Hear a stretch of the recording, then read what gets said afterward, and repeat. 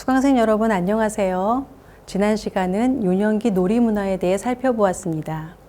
이번 시간은 근대 한국의 가족계획 사업에 대해 살펴보겠습니다.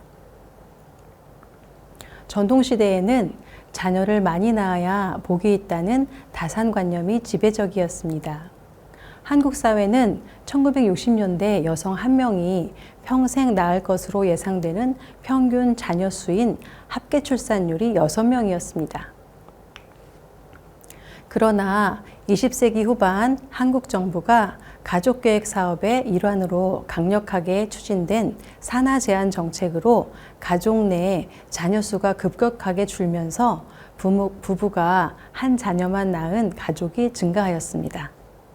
한국은 19세기 말 개항과 함께 서구의 의료 지식과 위생 개념이 본격적으로 유입되기 시작합니다.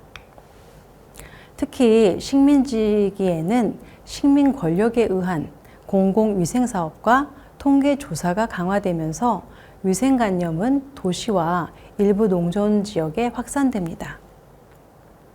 이 시기부터 소독, 분만소, 예방접종, 모자 보건 교육 등이 점차 확대되었고 이후 광복과 6.25 전쟁을 거치며 국제 원조와 미국식 보건 의료 체계가 본격적으로 자리 잡습니다.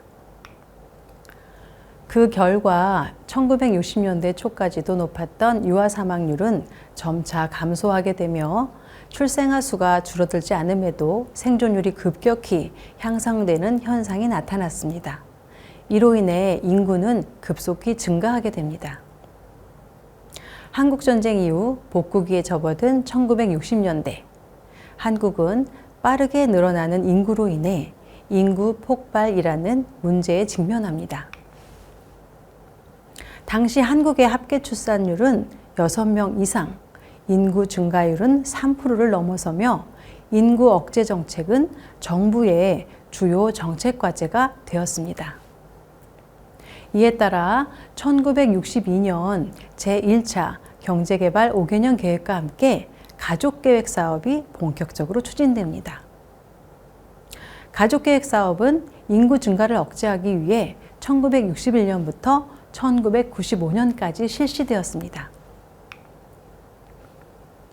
이 사업은 단순한 캠페인을 넘어 보건소, 산후조리원, 여성단체, 학교, 기업 등 전국적 조직망을 활용한 국가 차원의 대규모 정책이었습니다.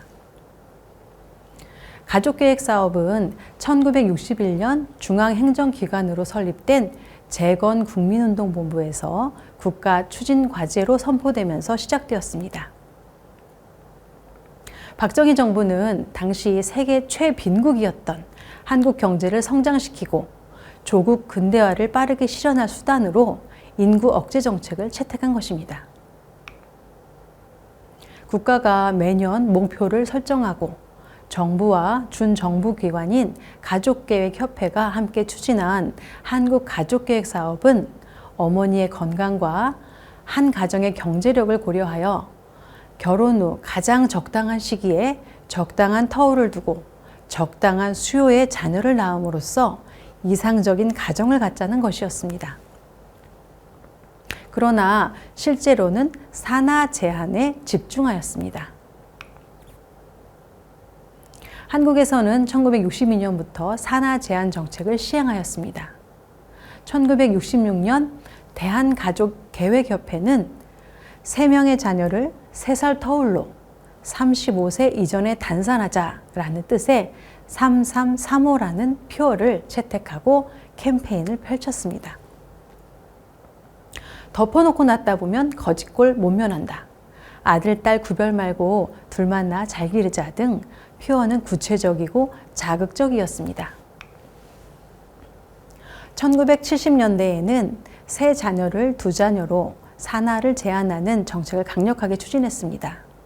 1980년대에는 둘도 많다, 하나만 낳아 잘 기르자는 한 자녀 정책을 채택했습니다.